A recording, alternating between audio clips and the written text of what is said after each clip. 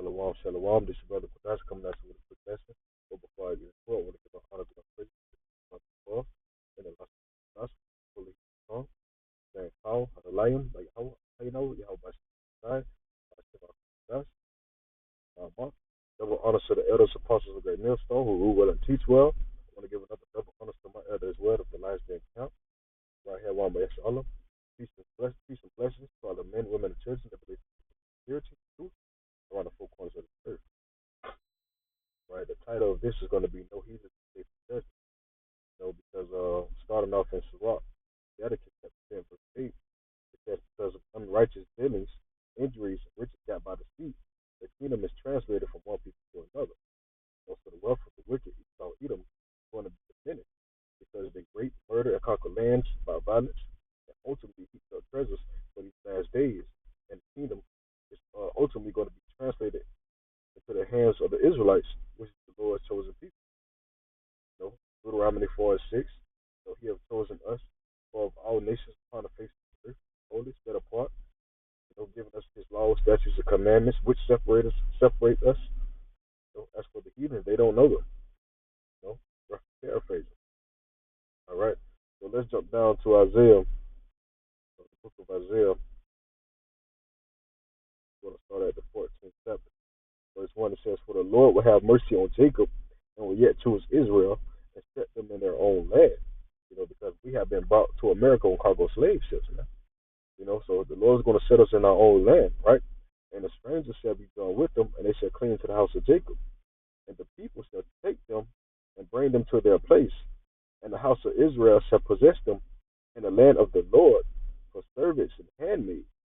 And they shall take them captive, whose captives they were, and they shall rule over their oppressors. All right? And it shall come to pass, so the Israel is going to rule over their oppressors, man. Right now, Israel is being oppressed by your top banking family, your elite, your Rockefellers, your Rothschilds, your DuPonts, your 13 bloodlines, those that, running this world, man, and ruling in wickedness. The Lord is going to have a regime change for his people. So he's going to set them up in his kingdom, ruling with him and take captive who captives they were. All that is going to be given into the hands of Israel, the hands of the elect, that seek after Yahweh in these times.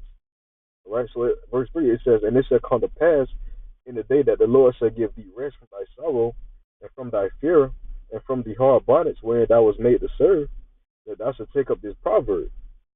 All right, now that word proverb goes into a superior,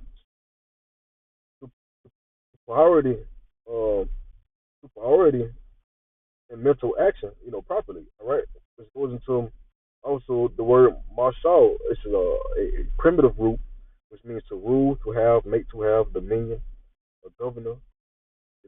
Indeed, reign, bear, cause to have ruling, or have power.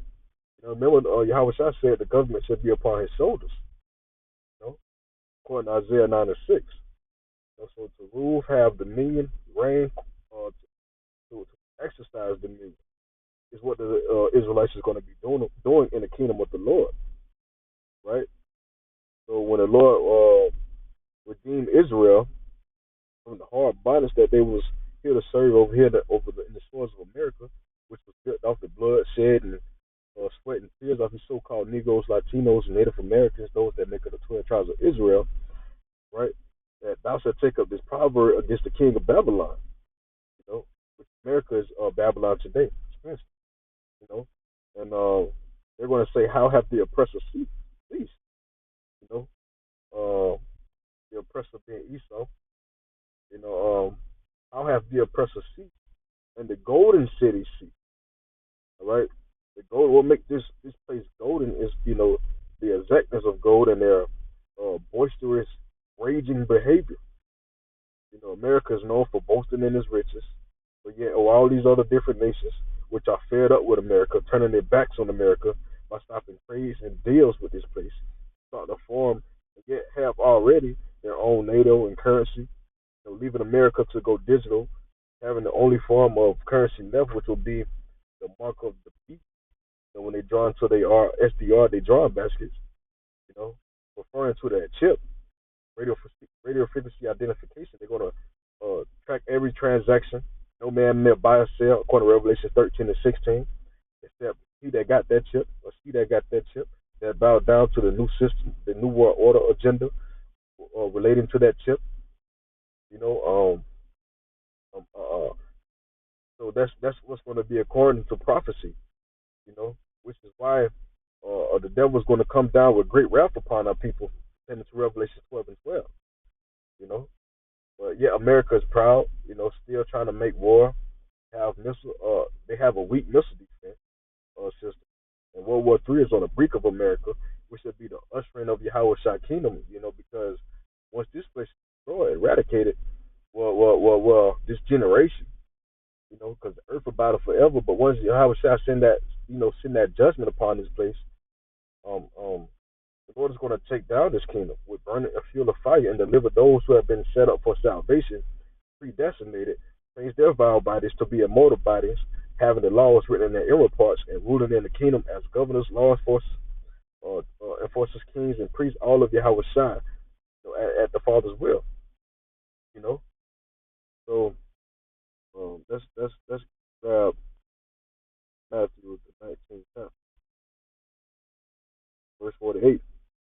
Says, and Yahweh Shai said unto them, verily I say unto you, that ye which shall follow me in the regeneration, when the Son of Man shall sit in the throne of his glory, ye also shall sit upon 12 thrones, judging the 12 tribes of Israel. You know, and that proves my point. And whosoever was not found written in the book of life, you know, they was cast into that lake of fire, according to the book of Revelations, which is the second death. You know, that being the judgment that the Lord is going to bring upon this place, that fuel of fire. All right. And every one that have forsaken houses or brethren or sisters or father or mother or wife or children or lands for my name's sake shall receive 100-fold and shall inherit everlasting life. But many that are first shall be last, and the last shall be first. So this is what the Lord has set up for his people, everlasting life. You know, those that make a covenant with him by sacrifice, man, presenting their bodies as a living sacrifice, not conforming to this system agenda. You know, it's going to be pushed on a mass scale. It's going to be our temptation that should come upon the whole world and try them that dwell upon the earth. You know? But then it's going to be known who is the Lord's chosen, who he's been dealing with, preserving. You know, who he's going to have a covering over in those days, man. You know? So back in the book of Isaiah 14, and start at verse 4, that thou shalt take up this proverb against the king of Babylon and say, how have the oppressors ceased, the golden city ceased? The Lord hath broken the staff of the wicked and the scepter of the rulers. Now the staff goes into a branch, a tribe, also a rod, rather for chastising, figuratively correction. The Lord used these nations as a whipping stick for the nation of Israel because of Israel's wickedness. As it is written in the book of Baruch, the fourth chapter, starting at verse 6, you were sold to the nations, you know, when we were sold on cargo slave ships, not for your destruction, but because you moved Yahweh, Hashem outside to wrath, you will deliver them to the enemies.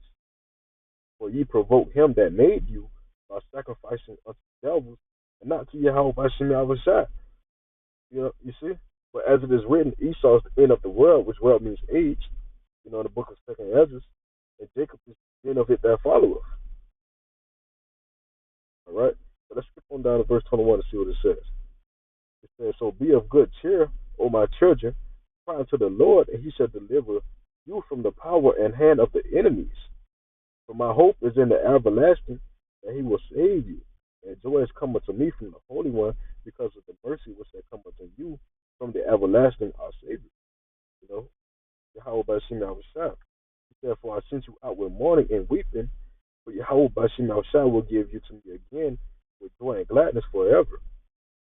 Like as now the neighbors of Sion have seen your captivity, so shall they shortly see your salvation from our God, Yahweh Bashim Yahushua, which shall come upon you with great glory and brightness of the everlasting. So my children, suffer patiently the wrath that has come upon you from Yahweh by Shema. For thy enemy hath persecuted thee, for shortly thou shalt see his destruction and shalt tread upon his neck. Right? Our enemy being Esau and these other heathen nations. You know, why? Because these nations love to see our people in bondage without knowledge of the Lord, laughing at the calamities and atrocities that our people go through, only to find out that through much tribulation shall we enter into the kingdom of heaven. In Revelation 13, he that leave into captivity, starting at verse 9 and 10, he that leadeth into captivity shall go into captivity. And there will be a righteous restitution for the Lord's elect. He that killeth with the sword must be killed with the sword. Here is the patience and the faith of the saints. All right, and his word and spirit is gathering his sheep to protect them from the hell to come upon this place. So verse 27 where it says, "Be of good comfort, O my children, and cry unto Yahweh by Shem Shai, for you shall be remembered of him that brought these things upon you. For as it was your mind to go astray from Yahweh by Shem Shai, so being returned, seek him 10 times more. For he that brought these plagues upon you shall bring you everlasting joy again with your salvation.